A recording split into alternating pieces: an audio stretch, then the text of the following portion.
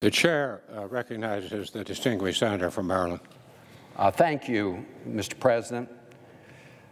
I start by thanking Senator Schumer, the minority leader, for his pursuit of a fair impeachment trial here in the United States Senate, something supported by the overwhelming majority of the American people, whether they be Republicans, Democrats, or independents. And the Senate will soon undertake this most serious of its duties, considering the impeachment of a president. None of us relish this moment, but we all have a solemn responsibility under the Constitution to try this case, to assess the evidence and render a fair judgment. We will hear a case from the House of Representatives and from the President's lawyers, and we will first be sworn in to do, quote, impartial justice according to the Constitution and the laws, unquote.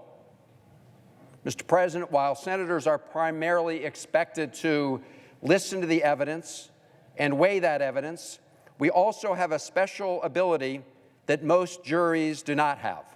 We can request additional information. We can request witnesses. We can request documents. And it only takes a simple majority, 51 senators, to call witnesses and request those documents. And in the two other times in the history of the Senate when we have considered a presidential impeachment, we have required witnesses to testify directly or give sworn depositions.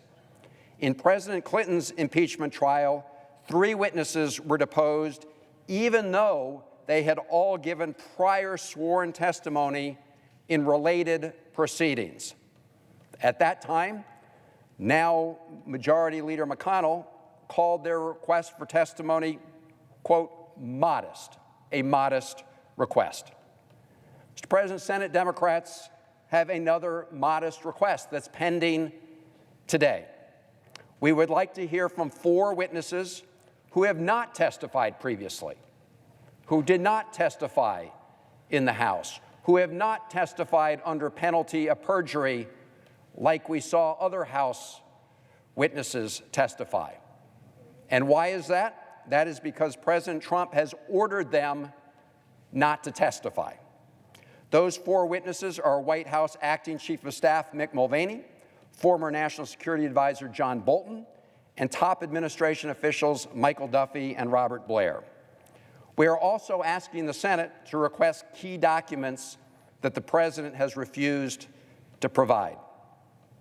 We know these are relevant witnesses. We know it even more after the reporting from this week, which has shown that these 4 witnesses have clear, firsthand knowledge of withholding congressionally appropriated funds for Ukraine to fight Russian aggression, one of the actions at the center of the House's abuse of power charge.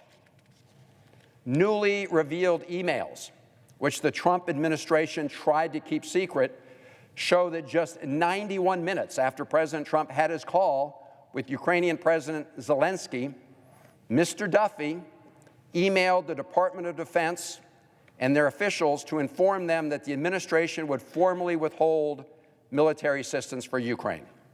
We know that days after the phone call, Mr. Duffy, a political appointee, took over the Ukraine portfolio from a career civil servant at OMB under the guise of wanting to, quote, learn about the apportionment process. The administration claims that the reason for the hold was to conduct a review of Ukraine assistance, even though the hold was formally ordered on the same day that President Trump personally pressured President Zelensky to investigate Vice President Joe Biden and the 2016 election in order to boost President Trump's personal political agenda. Mr. President, there's no evidence that any real review of assistance to Ukraine took place, and none of the emails about the hold on assistance discuss any review actually happening.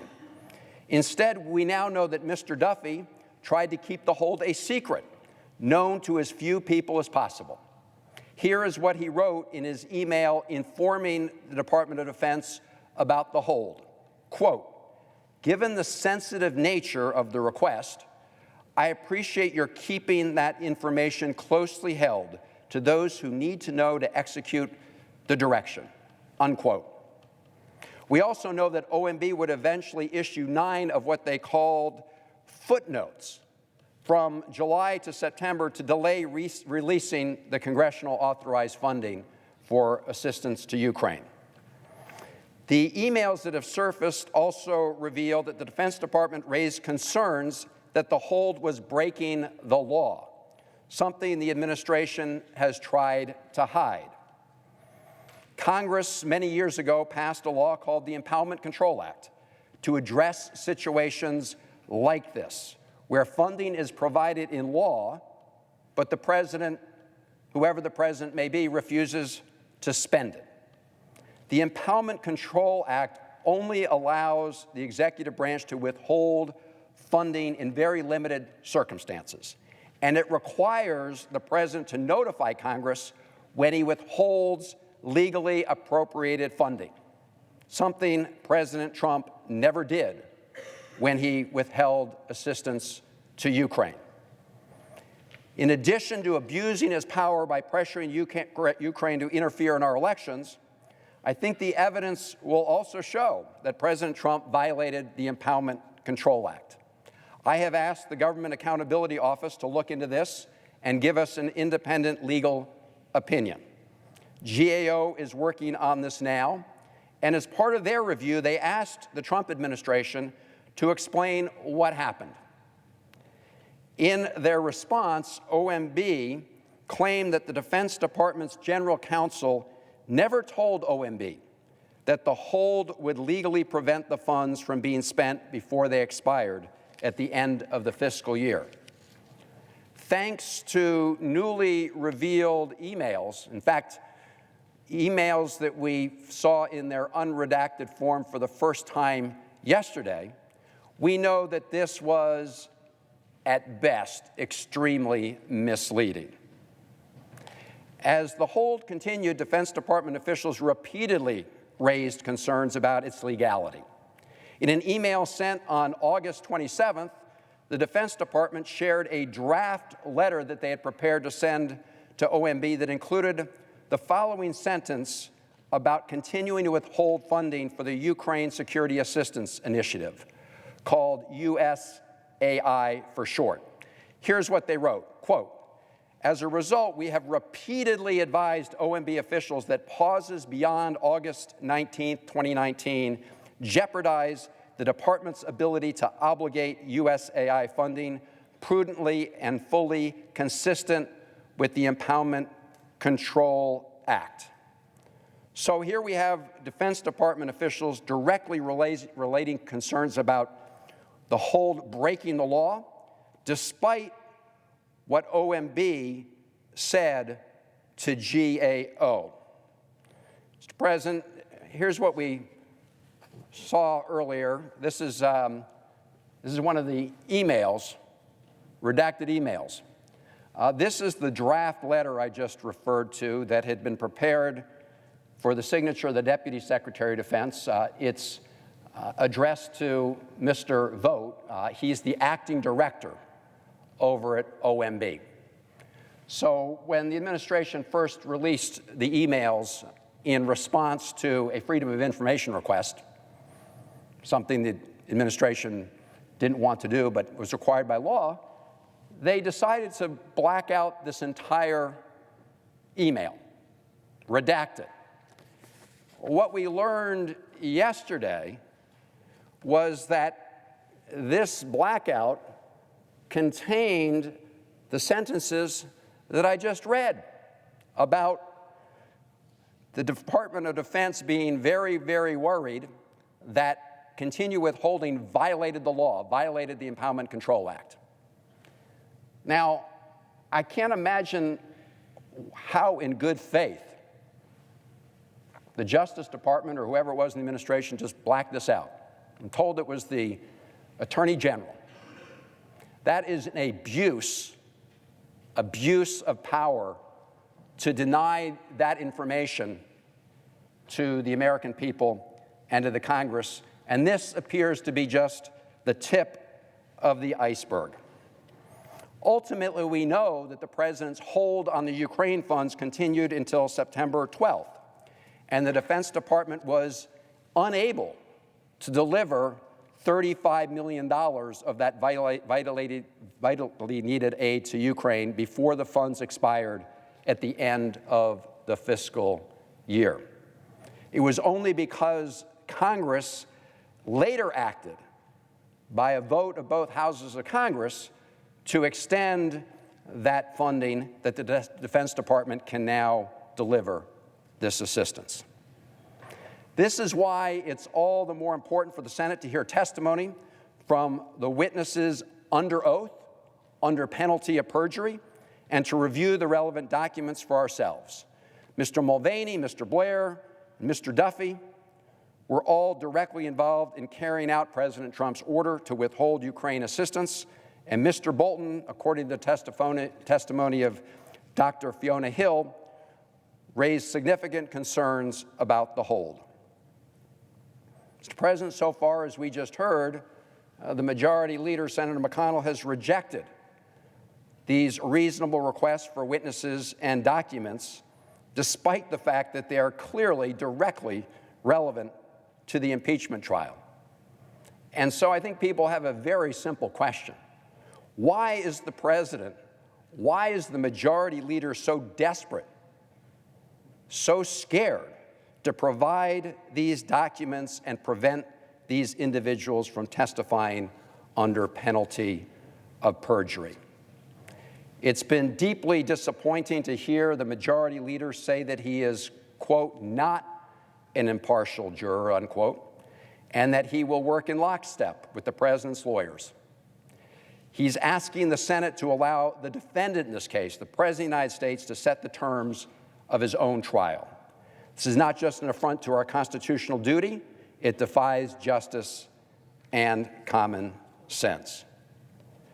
Make no mistake, those who vote to block the Senate from considering additional evidence from witnesses and documents are going to be complicit in rigging a trial and in a cover-up.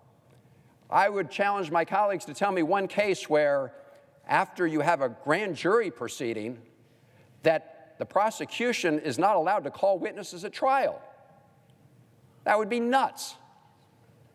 And so for the Senate to deliberately choose to close its eyes and shut its ears to evidence would be a miscarriage of justice and a violation of our constitutional obligations. I heard the Majority Leader talk about how the Speaker of the House is holding up sending the impeachment proceedings, the articles of impeachment. Well, Mr. President, if the Majority Leader were to just agree to do what we allow in every other trial in the country, which is call relevant witnesses and get relevant documents, we could start this trial tomorrow. So it is the refusal of the Majority Leader to agree to what an overwhelming majority of Americans consider common sense and plain justice that we're experiencing whatever delay we end up experiencing in this case. The House has presented overwhelming evidence to support its two articles of impeachment: abuse of power and obstruction of Congress. But the Senate trial is about hearing the cases on both sides, including hearing from those who were directly involved before rendering a final verdict. President Trump has said many times he wants to call witnesses. He wants to have a full trial.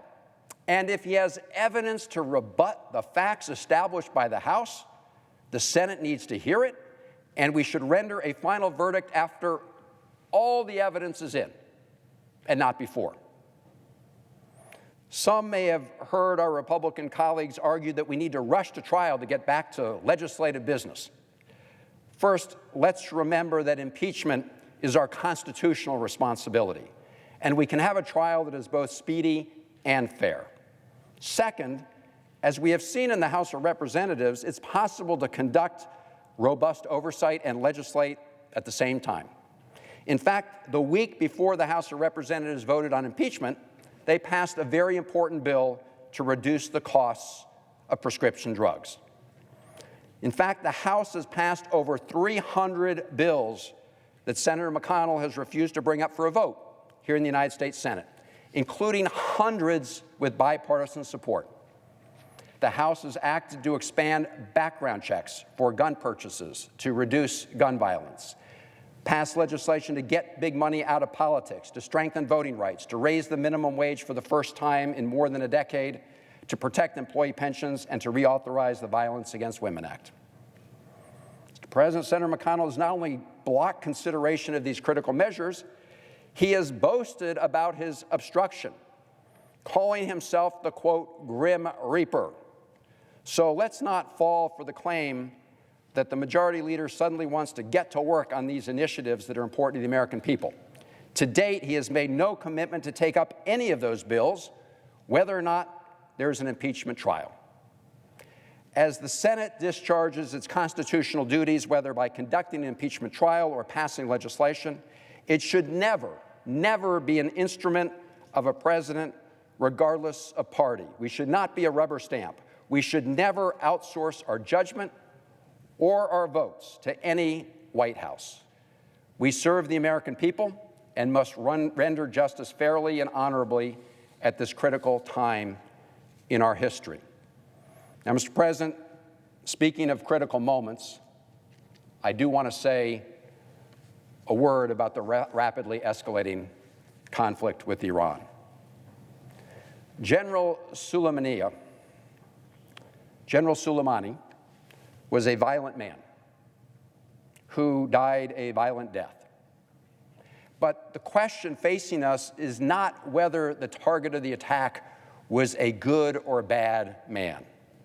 The question is, what will be the consequence of this action taken by the United States? And more broadly, what is President Trump's strategy for moving forward to advance U.S. national interests in the region and the safety of Americans?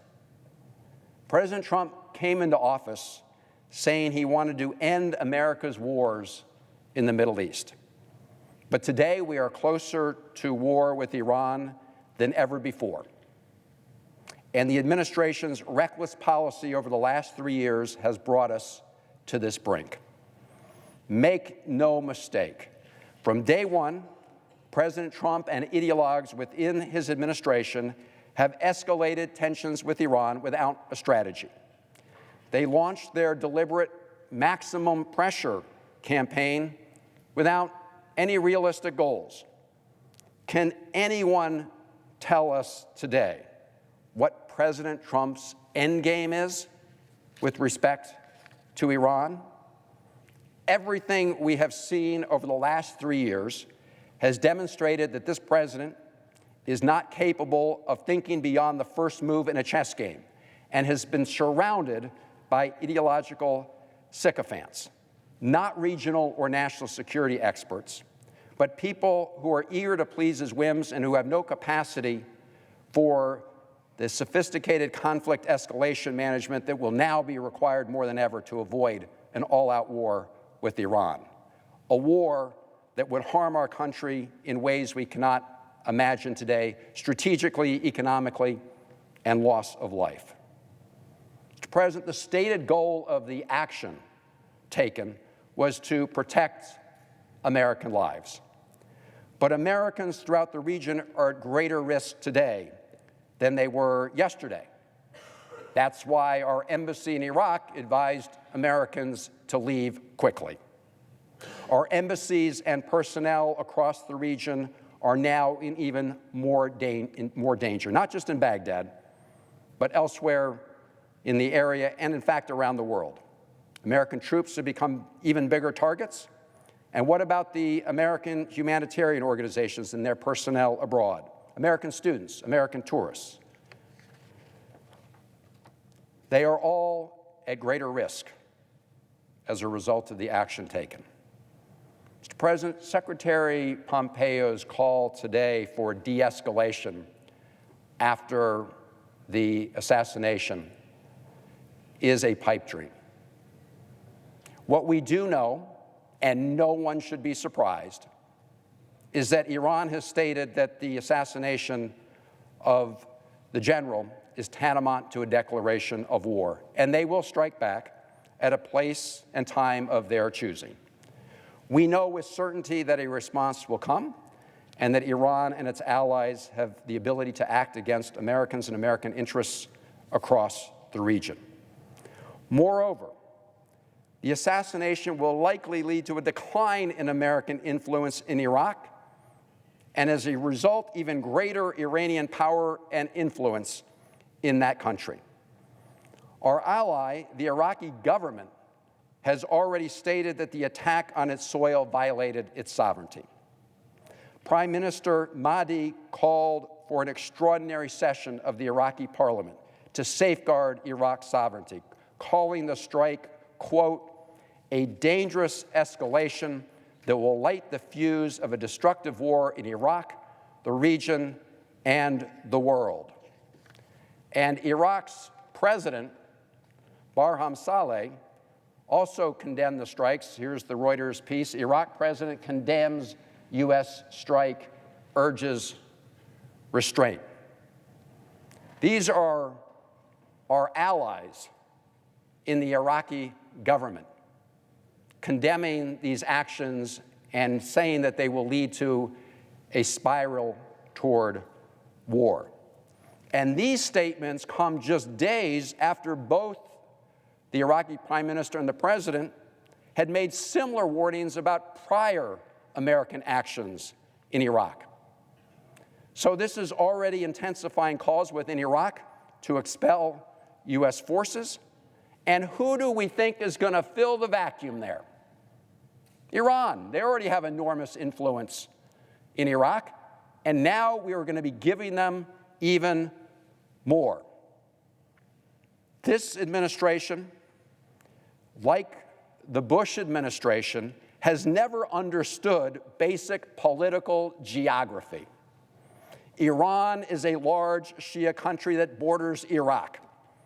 Iraq is also a majority Shia country, and ever since the United States invaded Iraq in 2003 and removed Saddam Hussein, Iran's influence in Iraq has steadily grown. And the assassination may appear gratifying in the short term. As I said, he was a bad person who had a lot of blood on his hands. But it has likely ushered in the most volatile moment in the Middle East in a very, very long time.